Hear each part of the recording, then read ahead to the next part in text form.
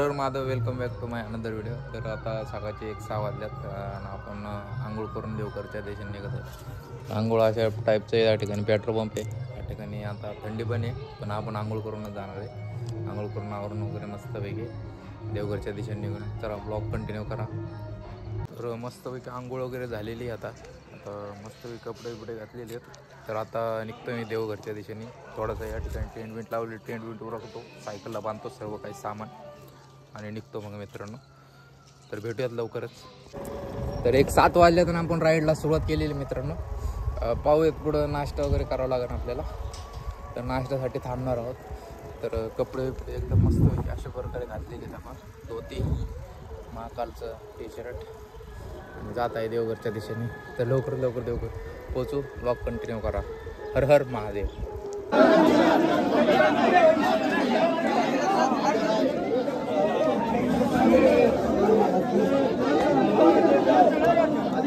तर या ठिकाणी आपलं बाबा दर्शन झालेलं आहे. मंदिर एक अर्धा तास लागलं लाईन थांबायला. तर दर्शन वगैरे एकदम भारी असं झालेलं आहे दर्शन. तर त्या ठिकाणी पार्वतीचं मंदिर आहे.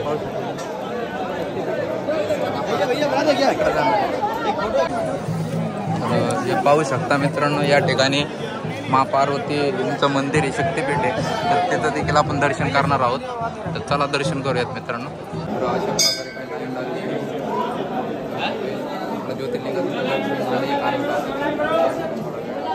तर या ठिकाणी माता पार्वतीचं दर्शन वगैरे झालेलं आहे आपलं. तर आता थोडा वेळ काय फोटो तिथे शूट करून जगन्नाथपुरीच्या दिशेने निघणार आहोत. तिथमध्ये दर्शन झालेले आहे. पाहू शकता अशा प्रकारे मंदिर आहे. मंदिराचा सर्व महाराष्ट्र परिसर पाहू शकता तुम्ही. या ठिकाणी माता पार्वती अशा प्रकारे काय मंदिर. तर मित्रांनो, ते काही इच्छा असेल, इच्छा पूर्ण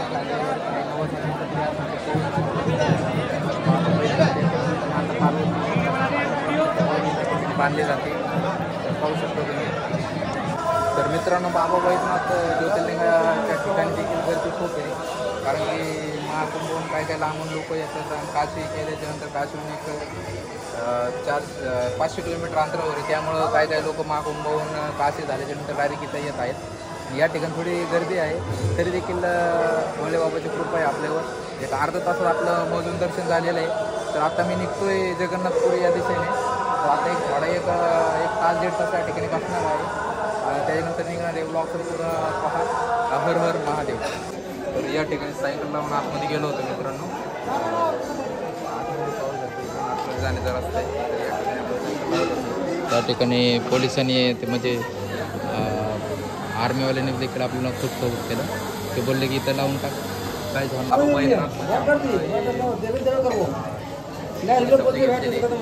खातो या ठिकाणी, नाश्ता करतो, निघतो पुढच्या दिवशी.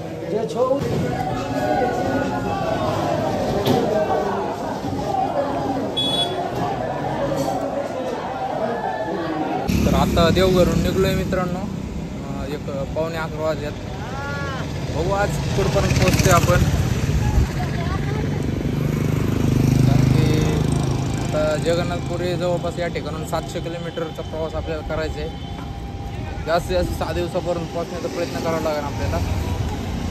चला मग मित्रांनो. तर हर हर महादेव मित्रांनो. तर आम्ही आता जगन्नाथपुरीला जात होतो. एक सकाळपासून म्हणजे 11 वाजल्यापासून 20 किलोमीटरचा प्रवास पूर्ण केलेला आहे.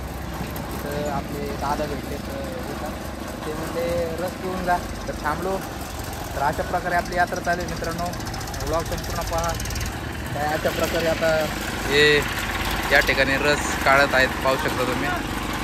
हे जे जनरेटर आहे, जनरेटर चालते आहे. यात काय तर पेट्रोल टाकतात वाटतं. पेट्रोल टाकून मग अशा प्रकारे रस काढतात.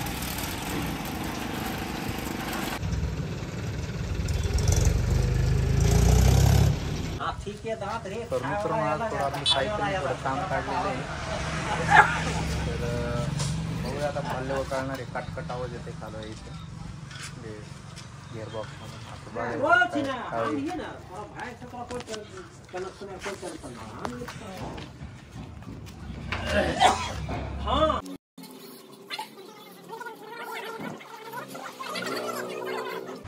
तर मित्रांनो सायकलचं काम वगैरे झालेलं आहे. तर आता निघतोय मी. अंधार खूप झालेलं आहे. विश्रामासाठी जागा शोधावं लागेल. आणि तिरंगा आपण पुढं बांधलो. खूप जण बोलले की तिरंगा मागं बांधायचं नसतं तर पुढं बांधलं. तर आपण मग पुढंच बांधलाय. तर चला निघूया. हर हर महादेव मित्रांनो. तर आज रात्री आपल्याला विश्रामासाठी जागा भेटत नव्हती. तर हे दादा आहेत वापस दादाजी. तर यांचे दादाजींना मी जाता जाता विचारलं होतं माझे राहायचे काय व्यवस्था आहे का, या ठिकाणी मंदिर आहे, मंदिर बघून मी थांबलो. तर ते म्हटले काय काळजी नको करू, तुझी व्यवस्था करू. त्यांचं दुकान वगैरे आहे आणि तिथे एक रूम आहे, त्या ठिकाणीच आजचा विश्राम करणार आहे आपण. तर या ठिकाणी असं मंदिर आहे. तर आता चला मंदिराचं दर्शन करू.